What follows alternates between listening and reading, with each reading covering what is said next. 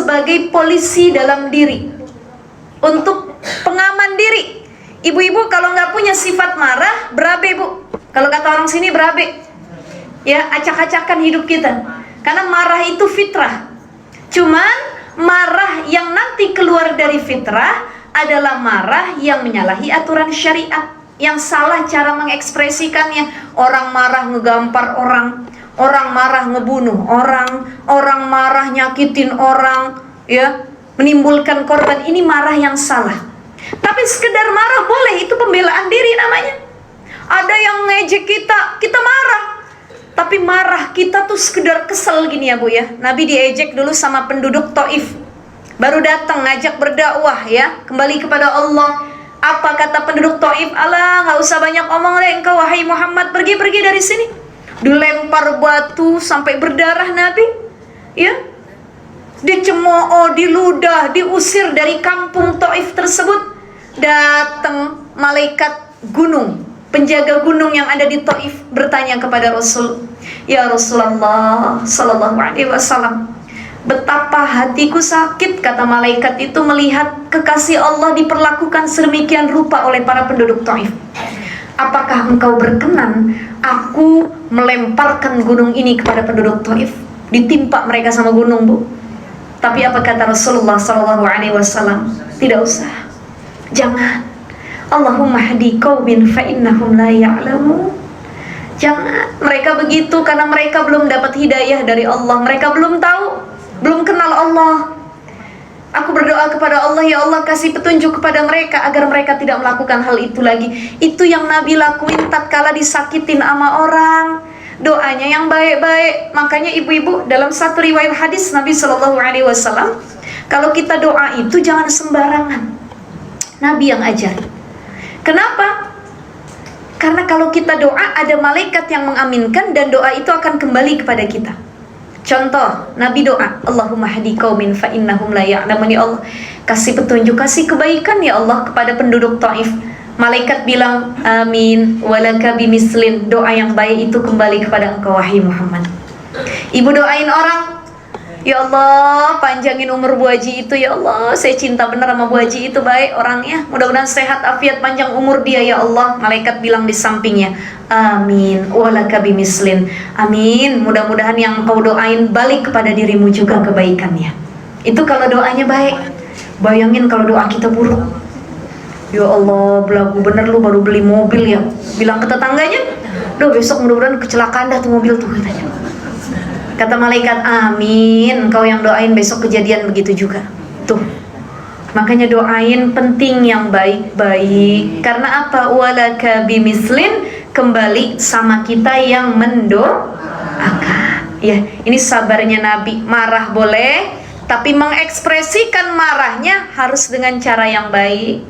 Ibu marah sama anak, jangan tuh anak digampar, dipukulin, dicubit sampai biru. Tuh mama kalau lagi ngamuk sama anak, ngerinya nauzubillah. Prinsip ibu-ibu, ustazah, saya nggak tega ngelihat anak saya diomel sama orang, sekalipun bapaknya. Sakit hati saya kalau ngelihat anak diomelin bapaknya, tapi kalau diomelin saya mah kagak apa-apa ustazah. Tuh ibu-ibu begitu tuh ya. Cuman kalau udah ngomel nyesel. Dilihat anaknya, apalagi lagi tidur dipandang, ya Allah, maafin ya Neng, mak bukan galak Neng, tapi tadi ngedidik. Nah ini harus kita rubah juga. Ngedidik itu tidak berarti dengan kekerasan, tapi ngedidik itu bagaimana dengan akhlak Nabi. Marah boleh, ibu mulut nyerocos ngomel boleh, cuman mendoakan yang buruk itu nggak boleh. Main tangan itu kagak boleh. Bikin anak kita luka-luka itu nggak boleh, berdosa. Tapi sekedar kalau bahasa orang sini apa ya bu? Ngerepet ya? Apa bahasanya? Hah?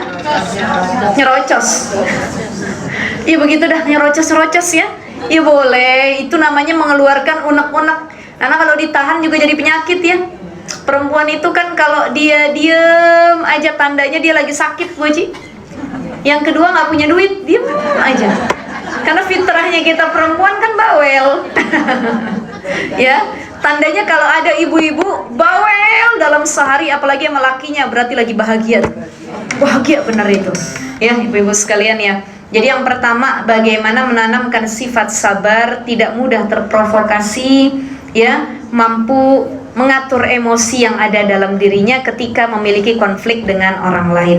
Yang kedua, untuk meminimalisir konflik, menyelesaikan konflik yang ada, bagaimana akhlak Nabi itu yang bisa kita lihat adalah al-hikmatu wal mau'izatul hasanah. Nabi itu selalu memaknai semua yang ada dengan hikmah, kebaikan. Wal mau'izatul hasanah, ucapan Nabi itu santun. Ya, bagaimana dakwah Nabi itu lemah lembut, dialognya baik. Apa kata Allah dalam Al-Qur'an? Fabima rahmatin minallahi linta lahum walau kunta faddan ghalidhal qalbi lam faddu min hawlik fa'fu anhum wastaghfir lahum wasyawirhum fil amr fa idza azamta fatawakkal 'ala Allah innallaha yuhibbul mutawakkilin. Ya, kata Allah Subhanahu wa taala dalam Al-Qur'an, kalau bukan karena akhlakmu wahai Muhammad, wahai Nabi, kalau bukan karena sifat lemah lembutmu, nggak ada yang mau masuk Islam, nggak ada. Kalau Nabi nih Bu, andai kata nih kembali ke zaman dulu, Nabi tuh dakwahnya nggak lemah lembut, merangkul, mengajak, nyontohin, nggak ada orang yang mau masuk Islam. Tapi tadi lihat Yahudi tadi mau masuk Islam, kenapa? Ngelihat sabarnya Nabi, akhlaknya Nabi, mulutnya Nabi yang tidak mencemooh orang, mulutnya yang tidak mendoakan keburukan. Ini mau'idhah hasanah, lemah lembutnya Nabi. Kan susah ya Bu, nyontoh Nabi sekali lagi, berat bener. Jadi kayak Nabi Shallallahu Alaihi Wasallam, ya. Jadi lemah lembut, ya. Ini penting untuk meredakan bentrokan, konflik antar dua orang. Contoh, ibu jangan pernah jadi kompor bagi siapapun. Ada orang curhat rumah tangga sama ibu, Waji, saya mau curhat ngapa? Nih curhat juga nggak boleh sembarangan, ya. Curhatlah kepada orang yang tepat. Curhatlah kepada ahli ilmu, para sesepuh, orang yang bijak, bukan sembarangan orang. Yang penting kawan ngaji saya, kawan dekat saya asal curhat, nggak boleh. Waji, ngapa? Saya mau cerita rumah tangga. Emang apa Bu Haji? Nah, perempuan ini pantang diulik dikit dia ngeluarin semua. Baru datang ngaji, Bu sehat, alhamdulillah. Padahal cuma nanya itu tuh. Kok tapi kayaknya agak pucat ya muka. Bu Haji, emang saya mau cerita sebenarnya. Tuh pantang digituin tuh Bu. Ya makanya cukup nanya sehat, alhamdulillah. Udah, nggak usah kemana-mana lagi nanyanya. Karena cuma ditanya begitu, panjang tuh ke belakangnya ya. Iya emang saya pucat nih, banyak pikiran Bu Haji. Ya mohon maaf Bu Haji, saya mau curhat tapi jangan bilang sama siapa-siapa. Nih kalimat utamanya, jangan bilang sama siapa. Yang dengernya gatel, sampein kemana-mana. Emang kenapa Bu Haji? Cerita aja sama saya, mah nggak apa-apa, cerita aja. Begitu, menyerap informasi yang ada, pengen dapat ditransfer. Saya mah sering di KDRT sama suami saya. Tampangnya doang ganteng dia mah, kelihatannya doang romantis, yang baya-baya doang saya liatin di WA. Ah masa sih? Tapi Bu Haji di WA romantis bener kalau bikin status. Saya sama laki saya nggak pernah begitu. Iya itu mah cuma status Bu Haji, aslinya mah dia kagak begitu. Ya Allah, ya bagaimana ya curhat. Akhirnya terus berkepanjangan curhatnya, minta solusi. Lama-lama kita kasih solusi, ya udah, karena ngelihat dia lebam terus, sering dipukulin, sedih, anak-anaknya juga mentalnya terganggu. Ya udah dah Ibu, kalau saran saya mah pisah aja dah, minta yang terbaik, yang model begitu mah gak usah dipertahanin.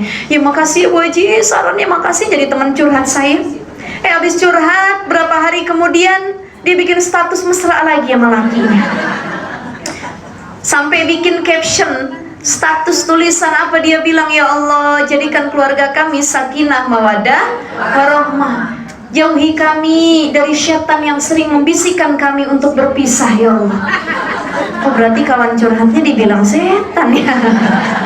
Makanya hati-hati tuh ya, jangan ngomporin orang, manasin orang. Toh dia mau cerai enggak, urusan dia.